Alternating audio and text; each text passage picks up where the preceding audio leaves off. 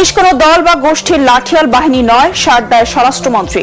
দুর্নীতির বিরুদ্ধে সোচ্চার হওয়ার আহ্বান। আগস্ট ঘিরে নাশকতা ঠেকাতে সতর্ক থাকার নির্দেশ। বাংলাদেশ নেপাল বন্ধুত্বপূর্ণ সম্পর্ক জোরদারের কথা বললেন মির্জা ফখরুল। দুই দেশের সহযোগিতা জনগণের কল্যাণ ও উন্নয়নের নতুন দিগন্ত উন্মোচন হওয়ার আশাবাদ। দেশে গত 24 ঘন্টায় হামের উপসর্গ নিয়ে আরো 4 শিশুর মৃত্যু, নতুন আক্রান্ত 1137।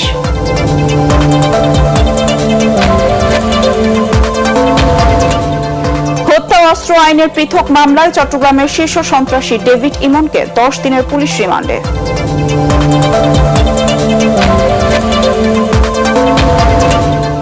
এবং রূপপুর পারমাণবিক বিদ্যুৎ কেন্দ্রের চূড়ান্ত ধাপের পরীক্ষা নিরীক্ষা শেষ পর্যায়ে।